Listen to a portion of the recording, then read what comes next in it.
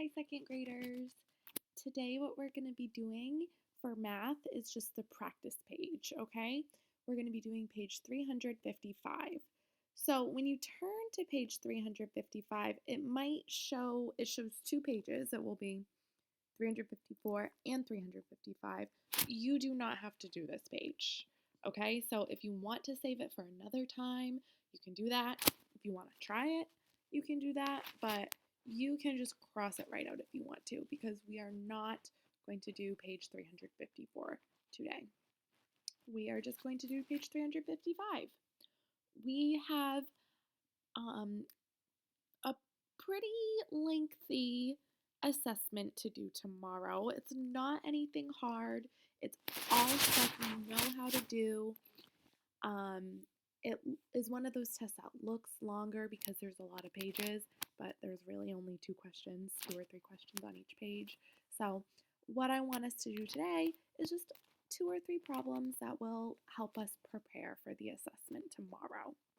Okay, so let's get started. I'm just going to do a walkthrough of all of the different problems on this page. So for number one, the directions say, write the matching time on the digital clock. So remember, this is the analog clock, and then this is the digital clock.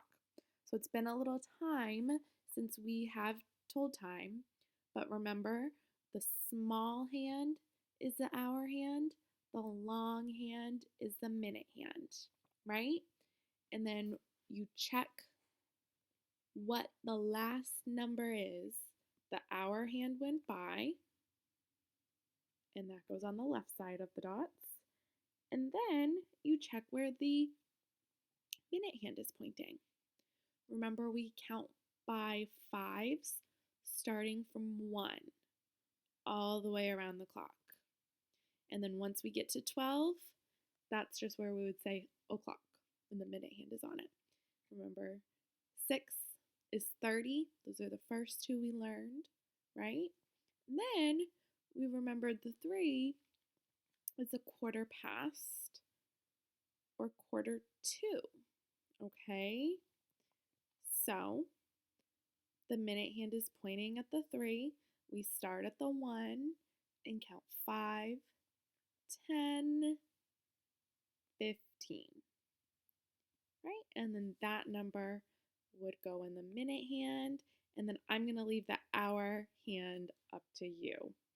What number did the hour hand pass last? Okay? Then you're going to do the same thing for B. All right, for number 2, it says 3 students threw paper airplanes. For each, write the distance of the flight or color the bar graph to show the result. So we haven't done much of this in a while either, but that's because when we did it, all of us were so good at it. We were pros. So we're going to do it one more time. So write down here these numbers 0, 1, 2, 3, 4, 5, 6, 7, 8, 9, 10. These show the meters that the paper airplanes were thrown. This is the paper airplane K threw. And if we take a look at the graph, she threw it this many meters. What number did it land on?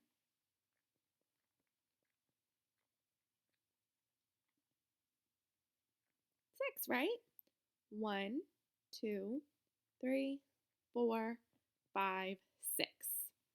So right here, we're going to write 6 meters. Okay, then it says Caleb threw his, it tells us how far he threw it. It tells us he threw it 3 meters, and now it's our job to color in 3 meters, just like K's is colored in 6 meters, okay? You're going to do the same thing for James. Check how many meters he threw it, color it in. And then you're going to answer these two questions about the graph above. Okay?